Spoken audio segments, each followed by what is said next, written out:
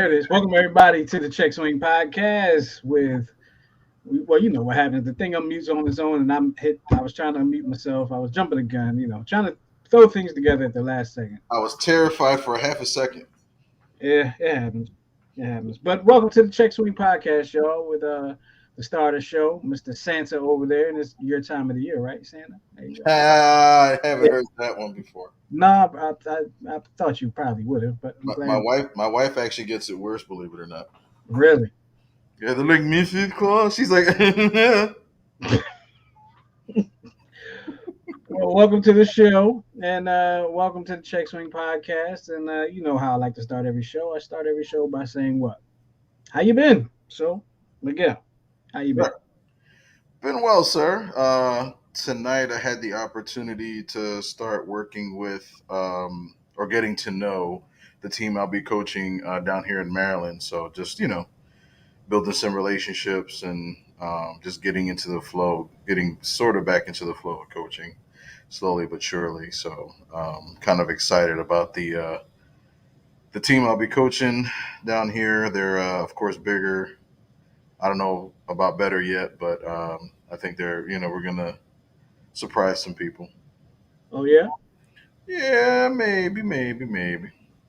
I can't wait to see how it turns out for y'all. Appreciate it. Can't wait. Ooh, excuse me. Can't wait to hear about it. I haven't been drinking. I promise. I haven't been drinking. Um, looks like you're drinking. All right, now it's a party. Um, Now I said we probably wouldn't talk about this till later on the show, but I watched it again, so I want to bring it up again last night. Of course, this is a baseball show or a sports show, baseball podcast. Today we're going to be talking about the Hall of Fame vote. We're going to be talking about the lockout, and of course we got our Phillies fo, which is the last installment of our fo for the Philly athletes, greatest Philly athletes of all time. But last night was a special show, right? It was um, a special. They showed different strokes and facts of life. Right? I was trying to find something dynamic to say. I couldn't think of it. They showed facts of life and different strokes last night. I watched it again today.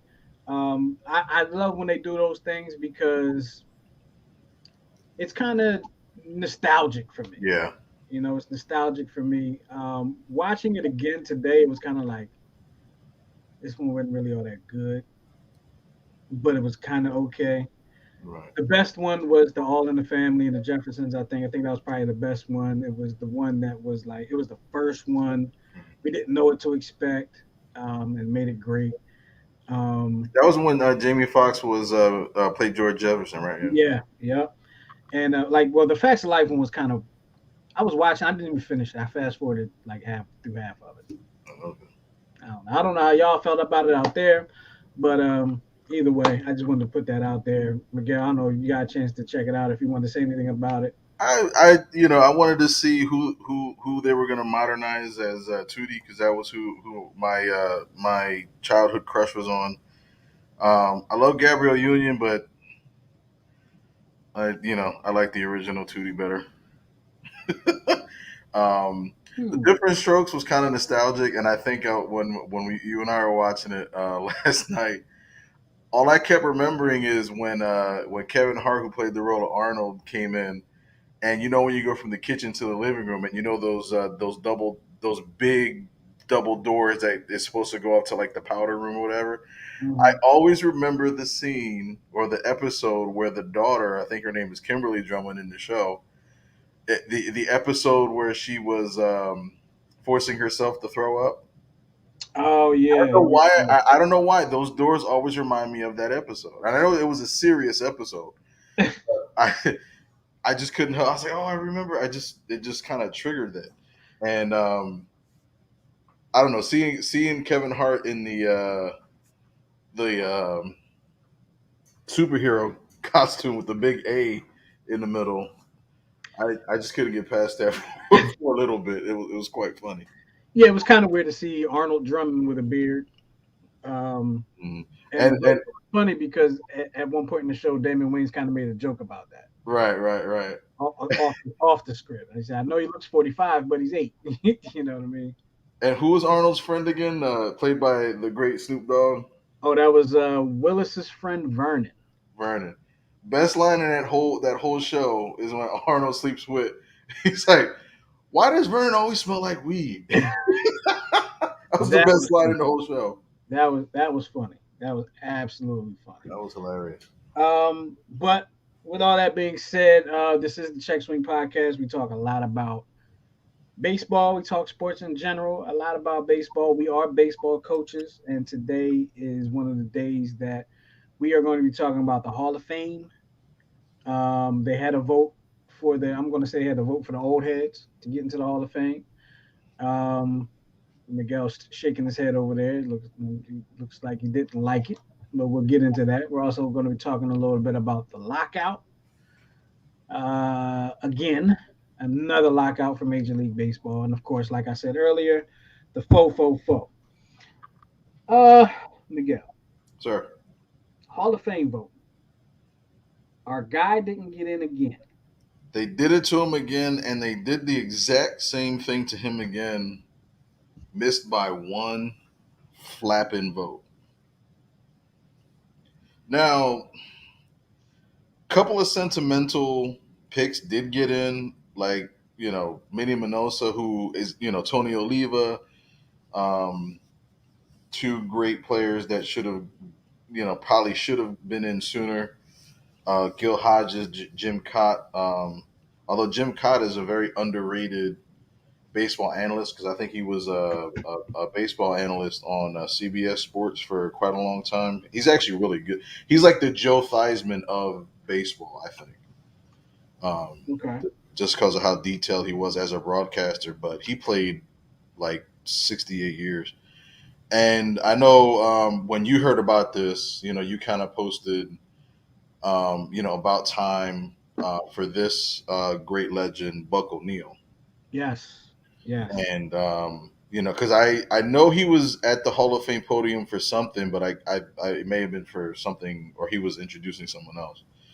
But definitely long overdue for Buck O'Neill. And for those that don't know, he's one of if not the greatest first baseman in Negro League history. Was compared to be the Lou Gehrig of Negro League baseball, and was also one of the first baseball managers, or baseball coaches, if I'm not mistaken. I think he broke in with the Chicago Cubs. Was one of the first black coaches to coach in professional baseball. So he broke a lot of barriers, but long overdue. But again, um, Dick Allen gets the snub, and I don't know what it is. I don't know, because even with Buck O'Neill, like, it's taken this long after his passing to get into the Hall of Fame. You know what I mean? It's like, why? At this point, it's like, who is it for now? I guess it's for the Right. descendants now. Like, who is it really for now? They I, didn't get I to would it good I yet. would love the one thing I've always I know sports writers have to have a job to do, right? Mhm. And I always go back to like this movie, the movie 61, which was the story of the chase for 61 by Roger Maris and Mickey Mantle. And I love the fact that Billy Crystal was the director of the movie, but he included the relationship of the sports writers of New York with the players. And Mhm. I remember I always remember the scene where the chase is, kind of heating up, and all the writers are like, man, Roger Maris this and Mickey Mantle that. And then the one writer's like, how come Roger doesn't smile? You know, he's not fun to watch. Oh, look, he hits a home run and wow, the cows are mooing. Like he was, creating some angst. Mhm. And some may say it may have hurt him, publicly with the fans in New York, because they got to the point where the fans of New York actually hated Roger Maris because he was competing against Mickey Mantle. In their eyes, Mickey Mantle was New York. He was the one that should be breaking records. He was the one that's going to overtake Babe Ruth and all that stuff. Yeah. I mean, and that kind of everything you just said kind of takes me, and what you just said and what you just referred to, um, might be the reason that I am so against the writers voting for the Hall of Fame. And I gotta see if I gotta read it. Do the writers reveal themselves as far as like? Yeah, I believe so. I believe they do, or I know they have. I don't know if it's 'cause what was the last Hall of Fame that was just voted on prior to? Was it the NFL Hall of Fame? I think it was the NFL Hall of Fame. Yeah, usually that's prior to the that's And usually done before the Super Bowl, I think. they usually announce it, but I think the voting comes early or something. It was something I forgot. I forgot what it was, but there was a Philadelphia writer, prominent Philadelphia writer, who came under some scrutiny because no, I'm sorry, this was for the MVP. I'm completely off base, Oh, but same premise, same premise. Um, with the MVP voting in the National League this year, of course we know Bryce Harper won. right. Some people say deservedly so. Some people say not so much. Mhm. Um, I want to say there's a prominent writer for the Phillies that has a vote, and they said what he did was what's my man's name out in San Diego, uh, Tatis. Tatis, and there was another guy that he voted like fourth and fifth, Okay. as opposed to voting them like second and third, and he voted Bryce Harper first. Okay. And his they knew it was him. They knew what his vote was. So I'm thinking in some way, shape, or form there is some type of reveal. I remember when Jeter was voted to the Hall. Um, Jeter was not unanimous, and there was a I think there I if I'm not mistaken, I think the writer that did not vote for him actually came out and said something. So I Yeah. don't know if they are revealed for the Hall of Fame vote, but he revealed himself. But I remember that one because the writer said that he didn't. The only reason why he didn't go the unanimous route is because he didn't. But he doesn't believe that a player should get in with a perfect score or something to that effect. And I'm like, Who you to go ahead finish? I'm sorry. No, no, no. Listen, who the are you? Right? Yeah. It's like it depends on obviously who's the ballot. Like if it's Derek G, like his argument was like even if it was Derek Jeter and like let's say the next person on the ballot he was going up against was like I don't know Lenny Dykstra and Juan Pierre, right? I think I know I'm messing Why with you. you always go to that name? I because I Because like that's Juan probably Pierre. like the only person you know that liked Juan Pierre as a baseball You know player. what it was? He had a really small head. It was really awkward to me. Okay, but that's a personal thing. We'll talk about it off show.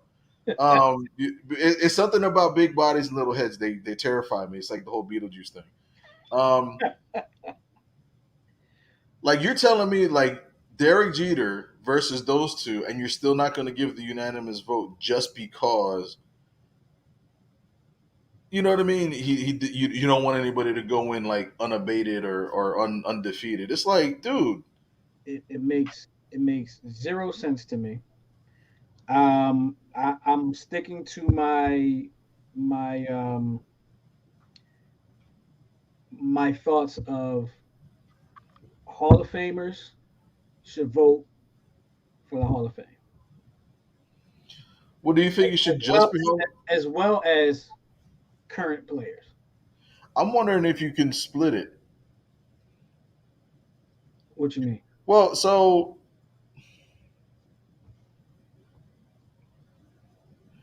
I wonder if you can split it where like a percentage could be coaches, managers, I'm sure they can. a percentage could be players, a percentage could be fans. Like I just think that just leaving it up to writers because think about it, writers, sports writers 95% of the time are hired to sell papers. Nowadays, the paper is kind of going away. Now they're trying to sell clicks. They're trying to promote visits to sites. Um, so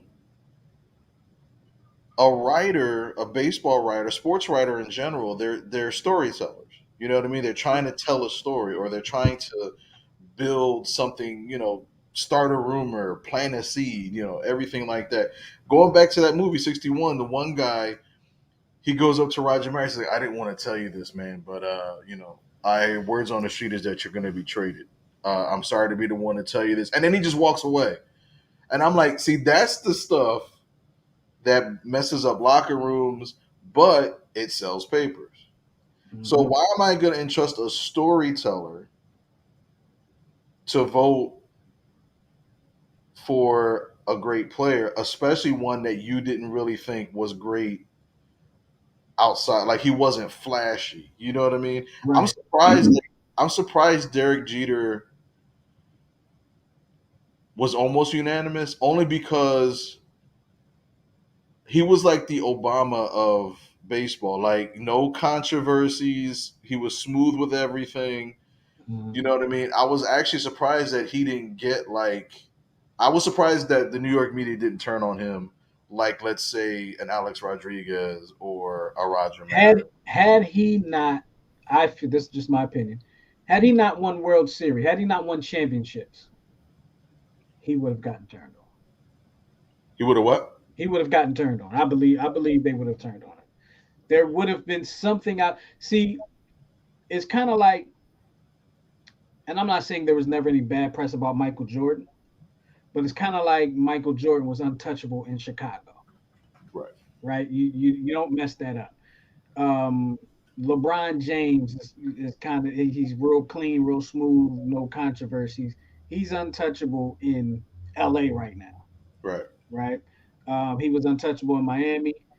He became untouchable in Cleveland, right? I just think it's one of those type of deals where he was the one bringing championships, and when you bring the championships, like you can't. One of the things you can't do in the media is say he's not a winner. Right. So you can't harp on the things that he doesn't do to win, right? Right. So what happened? What happens with Allen Iverson? We were talking before the show. Allen Iverson never won a championship, right?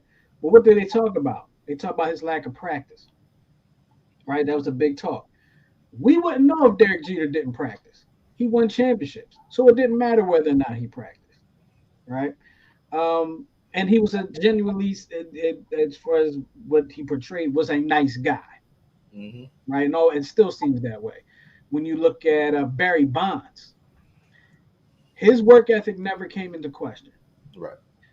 His possible performance enhancing drug use did. Mm. Never tested positive, never got caught or anything like that. Let me just put that out there. But what was the big problem with Barry Bonds? His relationship with the media. Right. So I just feel like there's never going to be a media. I never. What was I trying to say? I don't feel like the media should have a say in Their vote for the Hall of in Fame. their vote for the Hall of Fame. Because why do they get a vote? Because they cover the game. That's why. It would make sense, but that's why they get a vote because they cover the game. And I think too, just like with what happened with the Dick Allen vote a couple years ago, like, you can lobby a writer for a vote. You can't lobby fans. Fans are going to be fans. Like, you dig what I'm saying? Hmm. Like, how I proved it on this show statistically. I still don't understand how Harold Baines got in the Hall of Fame. And the only thing he ever led the league in is in a stat that nobody gave a crap about, which was slugging. That was Hmm. it. That's the only thing he ever led the league in. Everything else, he was not even in the top 10 in the category. You know, I kind of call slugging percentage like a made up statistic. well, I mean, it's slugging is valid. You know what I mean? But when you think about that compared to, leading in like game winning home runs or even OPS, which is slugging and on base percentage, he didn't even lead the league in that. So really, you know what he was really known for? Showing the hell up. That was it. He showed the hell up, and he didn't even play the field for like 90% of his career. You know what I mean?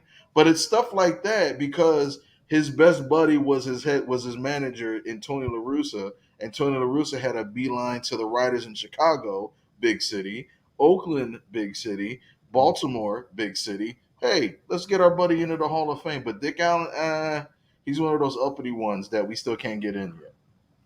Yeah, it's first of all, it's not right. So what you're telling me as a media member, as someone that covers the game, Mm-hmm. you get a vote, but someone who watches every single game, Mm-hmm. they don't get a vote. So what? Obviously, they don't. Right, But what are they seeing? Or the Hall of Fame is all about what you did on the field. right, So a writer is seeing the same thing a fan is seeing. right. So what's the difference? Why does the writer get the vote and not the fan? And I'm not saying the fan should get the vote because I don't believe that I don't believe they should get the vote. See, I think you need to break it up because just for the fact that you made like a writer will see a certain side of a player, right? Mm-hmm. Um, but fans see a side of it. So picking on the Dick Allen situation, if you ask every single manager, player, and coach that worked with Dick Allen, they will tell you the same thing. He was a great teammate. He inspired the little guys, and yes, he didn't take no crap, Mm-hmm. but he always explained why he didn't do some of the things that he, allegedly was supposed to do. But he was always there for his teammates. He may have been late a couple times. There are some stories of that. But There are some Hall of Famers in every sport that have been late a hey, couple how of about times. that? How about that? Um, but to this day, Mike Schmidt will tell you he's the reason why my career took off when it did. You know what I mean? And then you hear some other side stories. You know, Lenny Dykstra is a piece of crap, right? But in '93, he was the greatest thing since sliced bread. But there's a reporter that talked about how he followed Lenny Dykstra to surrounding cities for a couple of weeks in '93, and he said he was embarrassed because of the stuff that he was doing between stuff with taxi cab drivers and women at that time, but that didn't come out until the last couple years, last 10 maybe 11 years, on how much of a horrible player he was off the field. A you know person, you know a horrible person, because the player on the field, they took care of business, but right, but off the field, but the if way it was they up to were the a person. if it was up to the sports writers, Yeah, right. that's why I'm saying, like, I agree, it shouldn't be just the fans. I think the fans should have a stake because they're the ones at the end of the day paying the money. So I think that right there justifies them having some sort of vote.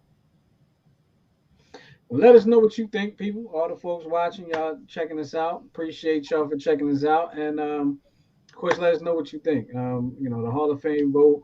We talk about Dick Allen quite a bit on this show. Former Philly Dick Allen did not get voted into the Hall of Fame again. Facts. Buck O'Neill got in. Manny Minosa got in. A number of others, but Dick Allen did not, and he is deserved of the Hall of Fame. I have not compared numbers of Dick Allen and those that did get in. I don't know if you've done that. I know, that's part of your thing, but you probably haven't. No, I didn't do my usual nosedive in, but like Gil Hodges, who for those that don't know was a Brooklyn Dodger. He had like 382 home runs, nice little career. But he was also the manager for the Miracle Mets of 1969. So of course, you know what I mean. He was a great player and a great manager. So not putting anything against Gil Hodges or Jim Cott or Minnie Minosa and the rest. It's just like Buck O'Neill, like 50 years, 40 years, and just now, I know what you're saying. If he deserved to get in now, why didn't he deserve to get in 20, 30 years ago? and that is where the power of the sports writer should not be. Exactly. You, Because there's undoubtedly sports writers that voted for Manny Minosa, Buck O'Neill, Gil Hodges that never saw them play. right, Never saw them play. right, But they were able to vote for them. and There's baseball, people on this earth that did see them play. You understand what I'm saying? right. And they can tell you whether or not they belong in the Hall of Fame. But and the thing about baseball is, and we've seen all the movies, we've seen all the stories, but baseball is rooted in, just like the history of our country, unfortunately, has an ugly past in regards to race relations. That's true. So if you think, all right, if you think of the sports writers in the 60s and 70s that may still be alive today, that are passing down stories from generation to generation, they're going to tell the stories, the negative stories about Dick Allen, which again have been refuted by the ones that were like, you know what, it was made up, or we embellished this, or we kind of tweaked that. But you told those negative stories to the point where even when you do renege on it, it's like, well, there's still a possibility of this lingering on the side. So the current sports writers who never saw Dick Allen play will do their history check. Oh, well, it says here, he was smoking and drunk in the dugout right before a game, and it says here he was betting on horses in New York and missed a double head. Like, those are actual stories that were written in the papers. And for a historian, that's what you look for. You look for a historical record. So it's like, well, if this is the historical record, factual or not, or made up at the time, that's the historical record. See, and I feel like maybe with the older guys, right? Maybe with the Buck O'Neills, the Dick Allens, the guys that are on the ballot. Like so with baseball, correct me if I'm wrong, Miguel. With baseball, you have a certain amount of time on the ballot, and then they take you off. And then years later, they can put you back on the ballot as what I call an old head vote. Like I don't know what it's called, but they put guys back on the ballot to be voted for. I think like Goose Gossage Yeah. was on the ballot for a while, and then he had like 1 year left and didn't make it, so they would take him off and they'll put him back. But you know what I'm saying? Um, I feel like maybe maybe I'm lightening my stance as I'm talking about it. Maybe Hall of Famers should vote on the old head ballot, and sports writers should vote on not the current ballot, but you know what I'm saying, the guys that You, are the first ballot Hall of Famers. the younger guy, the yeah. See, I still think you need a fan vote. I don't think that the sports writers should be the sole voters, because they have agendas. Right, right. And fans have agendas too. Fans have And agendas too, Hall of Famers have agendas too. but you can see where the balance could come in.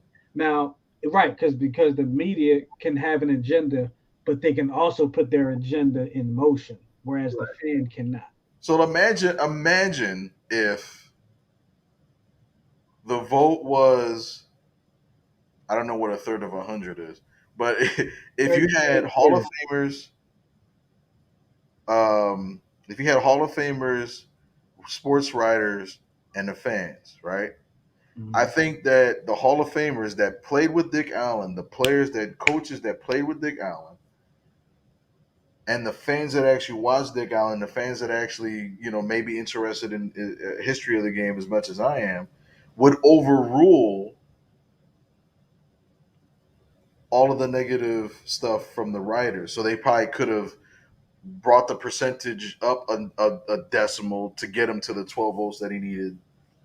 You dig what I'm saying? Yeah, But again, it shouldn't. I don't think it should just be one or the other group. I think you have to include the people that were completely vested in the game, the ones that played the game, and the ones that paid to watch the game.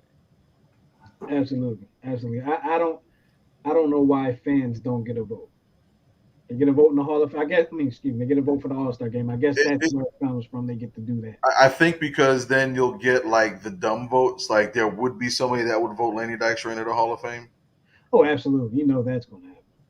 So I guess that's okay. Maybe.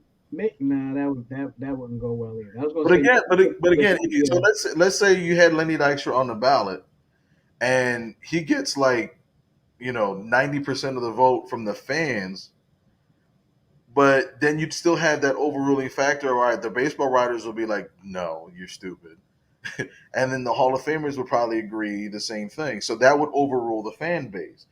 That's how you can kind of play the percentages and balance it out. And I'm sure I'm really making this as sound simplistic. I'm sure it's much more, algebra and statistics, all of which I was a C- student in high school.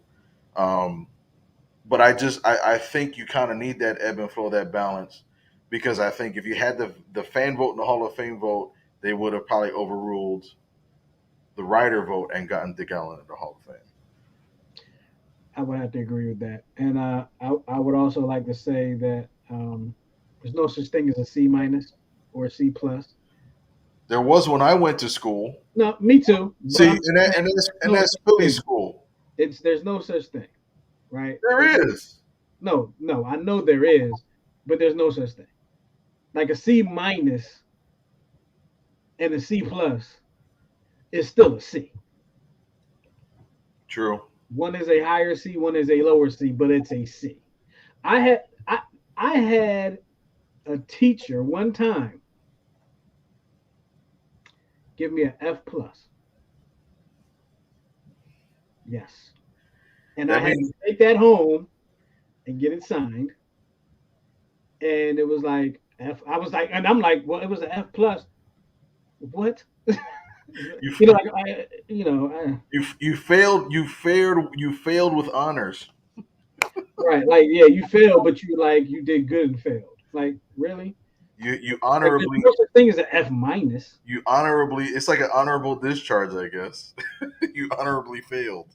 You either get an A, B, C, D, or F, or an E depending on what, or an I depending on what school you go to, whatever. Um, that's our talk on the Hall of Fame, the voting procedure. We've had this discussion, and I'm sure we'll have it again when they vote on the Young Bowl ballot. Since I call the other one the old head ballot, We need to send this link to Major League Baseball after the lockout is done. Maybe we'll be able to make some changes. maybe, maybe. But speaking of lockout, the MLB is currently in a lockout. Great segue. That's what I do. Like Obama said, that's what I do. ah, ah. um, Anytime I think about a MLB lockout, because there's been many, right? I think of '94, and I think about how the season started with replacement players. I think about how the Phillies were still the defending National League champions. I think about how the Expos were amazing leading up to all that. Um, but with a struggling game, as baseball is a struggling game in the mainstream, if if this lockout were to go into the season, can baseball to survive? Can the game survive a lockout that goes into the season? Being that the popularity has been going down. Has it been going down? Well, the pop is not as popular as it was in the '90s. Yeah. I feel like the popular. I mean, fans like you and I were going to be fans regardless. But your casual fan is not as excited to watch the game as they might have been in the 90s, as they might have been to see a Cal Ripken, a Rafael Palmeiro, a Ken Griffey Jr., a Barry Bonds, Ozzie Smith, Barry Larkin, the whole Atlanta Braves team from back in the day, Fred McGriff, David Justice, David Pendleton, Terry Pendleton, Otis Nixon, Ron Gant, all those guys. I still can't believe you were a Braves fan. I was a Braves fan. Were you picked on a lot as a kid? Were you were Not you not were for, you, not for were, my baseball fanhood. I was a Phillies fan. Let me set the record straight. I was a Phillies fan. I was a Phillies fan. but you can't. Go Hold ahead. on, hold on. I was very young at the time. Go ahead. And I didn't understand. I didn't completely understand the loyalty thing, right? So let me go back even further. World Series 1980 something. You'll remember the year because you're good at it. It was the Oakland A's and the Cincinnati Reds. 1990. Was that 90? Because they got. I remember that Year because before was the San Francisco one with the earthquake, right? right. So they went 3 years in a row. They went Dodgers 88. That was the Kirk Gibson home run off of Eckersley. Okay. 89 was the earthquake, and 90 was the clean sweep by the Cincinnati Reds. They Now, had the nasty boys on that team. now let me explain to you, and if my dad is watching, he'll remember this because he didn't like it. So and I didn't know anything about him really, but I was an A's fan You know what? You're justified in being an A's fan because where did the A's start from? in Philly, There you go. but I didn't know that back then either. Right. I was an A's fan because the A's were in the World Series, and that's who I saw. I was like, they're awesome. Ricky Henderson, blah blah blah, they're awesome, right? Dave Stewart, they're awesome, right? Right. 1990 comes around, right? I'm excited. A's are in the World Series. That's my team. I don't know jack about them, but that's my squad, right? And I want to say that the A's were down 2 games to none, maybe 3 games to none. And I said, 1990 now, and I'm 9 years old. I said, I'm rooting for the Reds now. Now, at the time, my dad did not say anything to me about it. But he told me later on he was so mad that I did that. Later on, he told me he was mad about that. But fast forward, always been a Phillies fan, hometown team, always been a Phillies fan.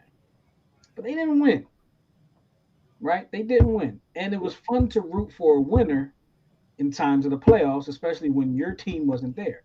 Now, during the time that I was a fan of the Braves and a fan of the Phillies, they played each other in the playoffs. Who did I want to win? The Phillies. I was not rooting for the Braves in that series. I rooted for the Braves in every series after that when they were in the playoffs. I did not root for the Braves in that series. Okay, and I was very happy that they did not win. But like I said before in previous show, the Braves had all the players, all the good players that looked like me. So it was cool to see all the players that looked like me excelling in a game that I love to play. You It didn't like gave me a reason to say, look, I can be like them. Wes Chamberlain or Milt Thompson or Kim Baptiste. So yes, I did. Wes Chamberlain was not a starter. Milt Thompson, I believe, was like a sometimey starter. So remember, Jim Fregosi did something. He And Tim platooned. Baptiste wasn't a starter though. But go No, no, ahead. no. He platooned. Uh-huh. So the only person he didn't platoon was Darren Dalton and Lenny Dykstra. Everybody else was a platoon, and John Kruk because John Kruk was hitting like 380 in August that year. Mm-hmm. At second base, you had Mickey Morandini against righties and Mariano Duncan against lefties. Mm-hmm. Um, Eisenreich in right along with Wes Chamberlain. And then you had Milt Thompson in the left with the great, powerful Pete Incaviglia. Side note, I met Milt Thompson last year at a or actually earlier this year at a Jackie Robinson night. Drexel Hill Little League here in Drexel Hill, Pennsylvania. Nice. Shout out to Coach Nick Hoyt.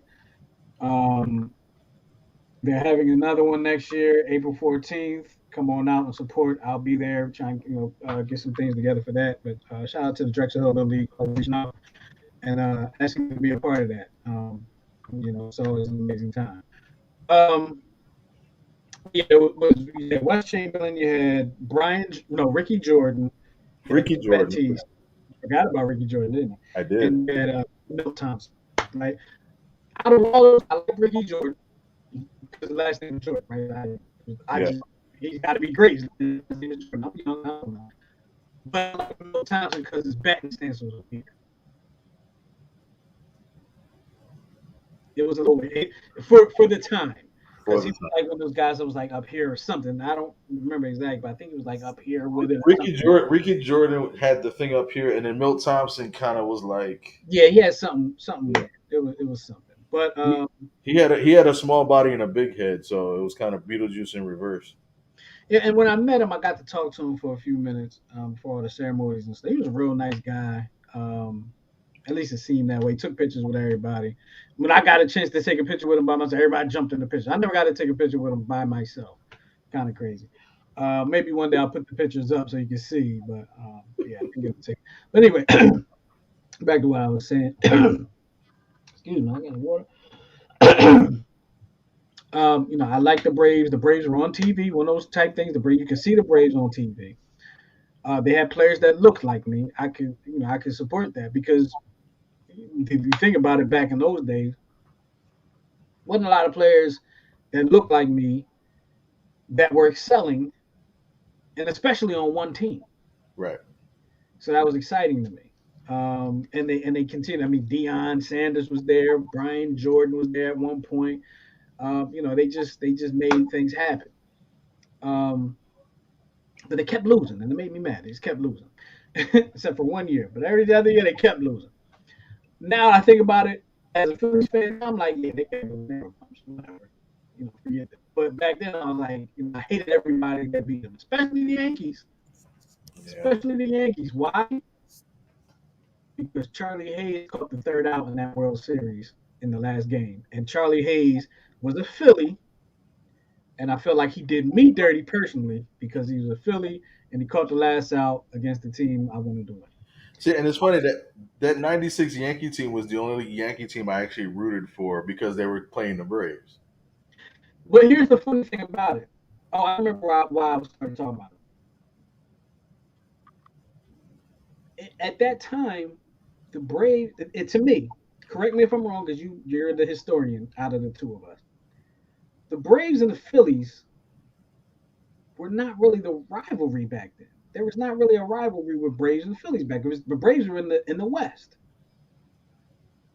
They were in the NL West at the time. You're right. Yeah, because it was the Phillies, the Pirates, and the Mets. Mm-hmm. Who else was there? Was another team in the East. Expos. That's right. Yeah. Mm-hmm. So yeah, there was only the NL East and the NL West. That was it. Right. That was it. So it wasn't the hatred wasn't there. Right. It just wasn't. So, it wasn't a big deal to me to say I was a Braves fan. Now, when I say that to Phillies fans now, they're like, how could you be a Braves fan? Well, I kind of got to remind you that wasn't rivalry back then. Right. People forget that they weren't always rivals. Right. So, but I think we started talking about the lockout. I don't know how we got to me liking the Braves at one point. Because you started running your mouth about Ron Gant and Brian Jordan. You ran down the whole gamut of the Braves roster, and I saw the twinkle in your eye. Yeah, I wish I could make that squad on the show. You can make the squad on the show. Yeah, I don't have the patience. Can you make it for me? Thanks. You probably already did.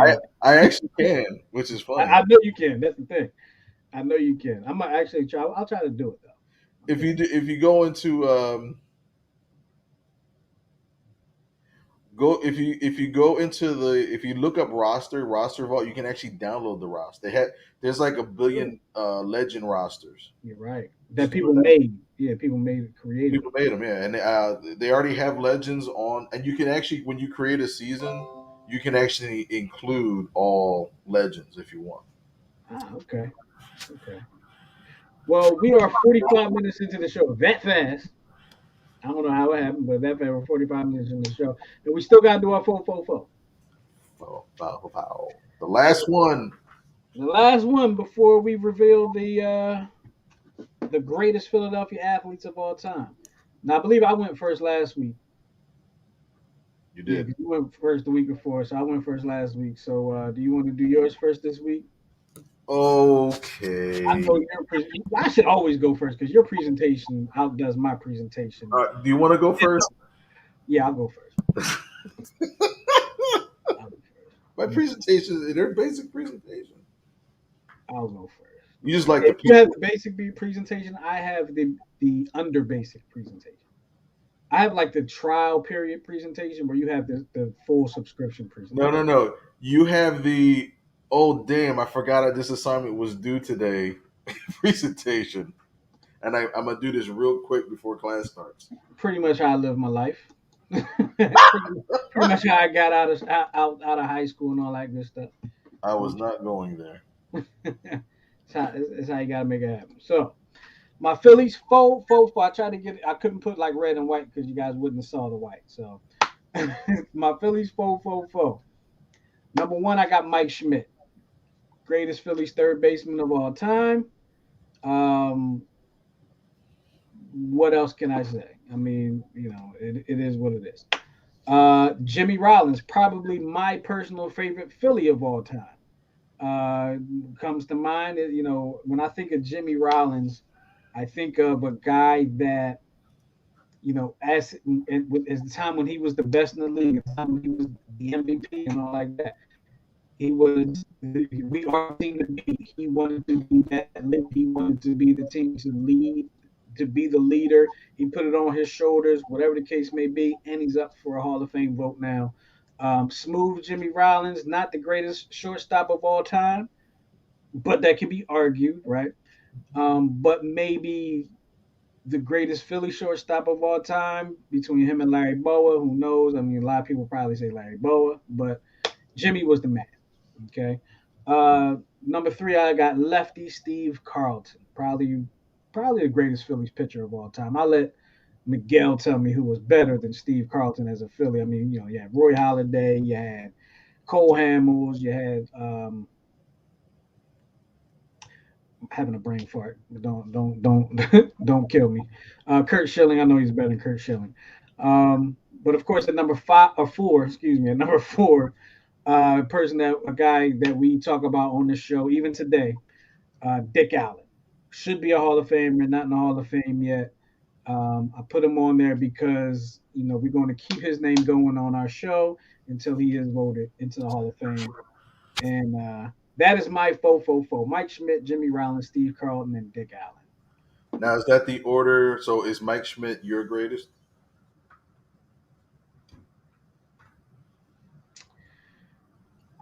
First, let me just say no, that's not the order. But like now that I look at it, it's like that could be the order. It could be the. I mean, It it's very well the could be order. the order. Um, my favorite of all time is Jimmy, personally. Mm. Um, I, But I, is he the greatest in your eyes? is he the greatest? Man, I wish I saw more of Mike Schmidt. I was young. I was very young. But he was the guy. He was like my favorite player back then. I can remember going to the Bet Stadium. They were giving out the Smokey the Bear gloves, and I was like, Mike Schmidt hit it right here in Smokey the Bear's face. I remember saying that. I always enjoyed the Tasty Cake backpacks or the Tasty Cake shirts that were always a medium. Yeah, no matter what size they were always too small. Um, hmm. Mike Schmidt probably. See, I got to take my bias out of it because I said Jimmy was my favorite, but Mike Schmidt is probably the greatest Philly of all time. Probably. And I'm not saying Steve Carlton because I cannot give that distinction to a pitcher, to a starting pitcher, Mhm. being that they don't play every day. You know what's funny? He was actually a very good hitter, Steve Carlton. Was he? I think he was like a lifetime like 240, 250 hitter. He won the Silver Slugger for pitchers like twice. He My was he boy, was he was a that didn't real show for what. he was a really good hitting pitcher. Okay, he filled. No, I guess can't say he fielded his position, but he made sure he made you work as a pitcher. You would make other pitchers work. Yeah, It wasn't an easy out. It wasn't an automatic, yeah. and that's good. So that's my five, my four: Schmidt, Rollins, Carlton, and Dick Allen. All right. We will put out the survey. You can vote on the survey for your favorite Philly of all time or your greatest Philly of all time. Um, and of course, you guys get the final say. So there it is. Now for Miguel's, fo fo fo. Boom. City of Philadelphia. Beautiful skyline. Third. So number four, we share a common. Timothy. We got Jimmy Rollins, basic stat line, MVP, three-time All-Star, four-time Gold Glover, Silver Slugger, and of course, looking at the pretty ring on his finger representing the 2008 World Series. Although after his MVP season, he kind of went into basic mode, I guess you can say.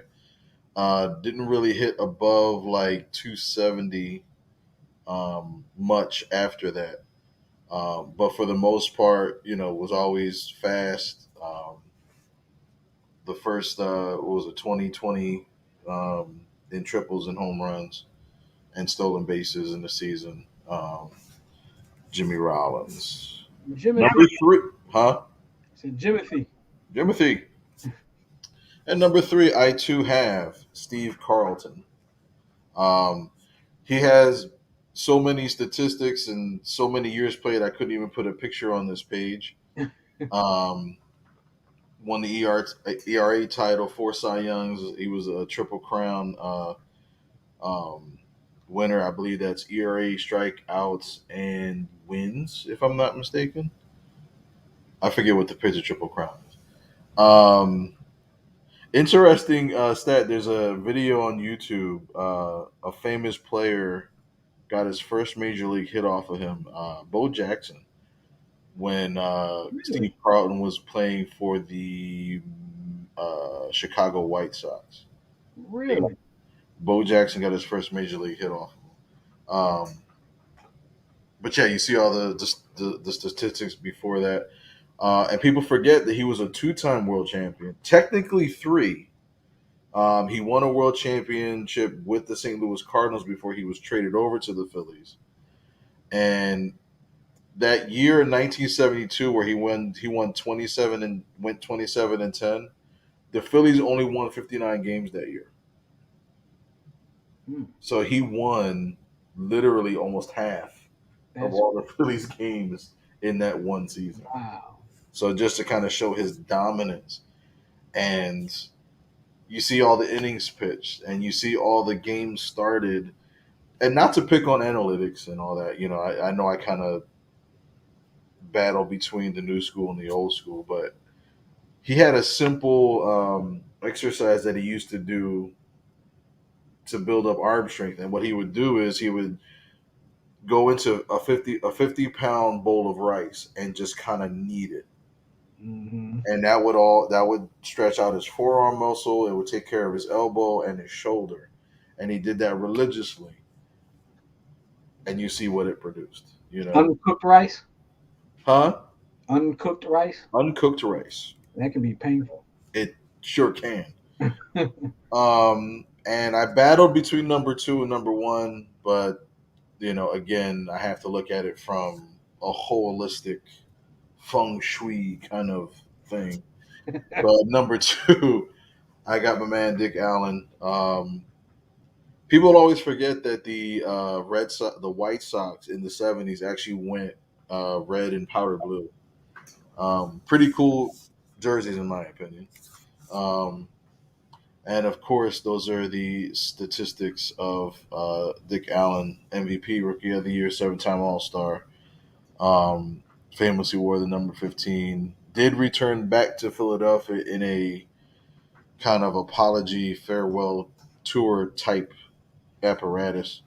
Um, and based on those numbers, should still be in the Hall of Fame. And number one, who else but Michael Jack Schmidt? Michael Jack. Interesting story about that picture in the middle. Mike Schmidt, for 2 years, and people forget this too, for 2 years actually moved to first base because the Phillies, in their wisdom, right, were trying to find his replacement, and they wanted to do it in enough time that possibly his replacement could be just as good or better than Mike Schmidt and still have Mike Schmidt. So for 2 years, they brought up this guy named Rick Shue. Do you know who Rick Shue is? Exactly. So I was gonna say I remember the name. yeah, you remember the name because he wasn't Mike Schmidt. So after the 2 year experiment, Mike Schmidt went Oh back to no, third I'm base. sorry. It was Gene Shoe. That's the name I remember. Ah, Gene. Gene Shue. Yeah. Um, so that experiment failed miserably, and then Mike Schmidt wound up moving back to third base. So he was going through a massive slump at the time. So Mike Schmidt decided, I'm gonna have some fun. I'm gonna come out in a wig. He actually came out pregame like this, and actually got the worst boo ever. I don't have. I'm still looking for the video of it, but you know, you know his history with the Philly fans. It was always kind of. It came down to sports writers. It was really sports writers that were really tough on Mike Schmidt, and it kind of carried over to the fans. Um, Newsflash: Hello. they still haven't found Mike Schmidt's replacement. Hello. Well, technically we did, but we But he traded. wanted he wanted out. He wanted out. Can you imagine? He was too man. He could have been on that '08 team, and I think we could have won in '09 too if we had him there. 3-time MVP, 12-time All Star, won the first Phillies World Series in '80, 10-time Gold Glover, and he's already in the Hall of Fame. You know, and the stats say it all. So we have a very similar list, even the same as far as who is the greatest. So Well, that right there was our Phillies. Bo, Bo, also known as 4 for 4. We say Bo, Bo. Now it's time for me to be embarrassed. dude, you're gonna get this in like 12 seconds. So wait, don't look at it yet. Okay.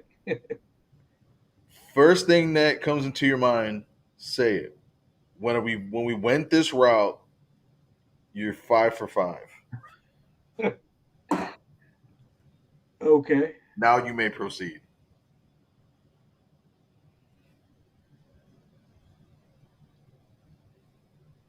What's that third team? Florida Marlins. No, no, no, no, no. There's the 29, the 10, and the 20. The 20 is Florida Marlins. All with the Phillies. All with the Phillies. Okay. Phillies Marlins. 3-time All Star, 90. Darren Dalton. Told Yes. you. See? Yeah. You're Yeah. 6 for 6. Now that was my favorite Philly before Jimmy Rollins. It was Mike Schmidt, then it was Darren Dalton, then it was Jimmy Rollins. Jimmy Rollins became the favorite Philly. I told you the story on the show when I met Darren Dalton. You did. You did. Real nice guy, man. Real nice guy. I was in awe as a grown man. I was in awe of Darren Dalton. We were stuck in the lobby together.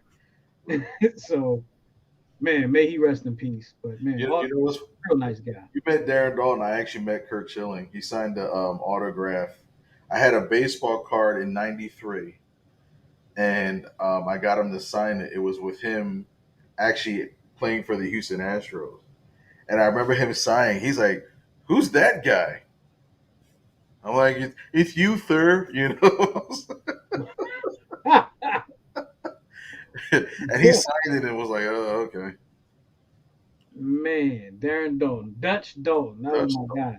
That was my guy right there. yeah. True leader, man, and just an absolute legend. I think I want to get his. I want to get the jersey, the warm up jersey of the Phillies in the '90s, the burgundy one with the Phillies going across the chest. That might be nice. That might be nice.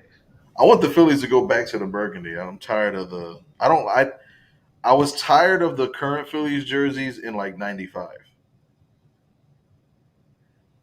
Um, And I, I felt I liked this current Phillies jerseys back when they first went. I say first went back to them because I felt like when they went to them, it was an homage to the jerseys pre-70s.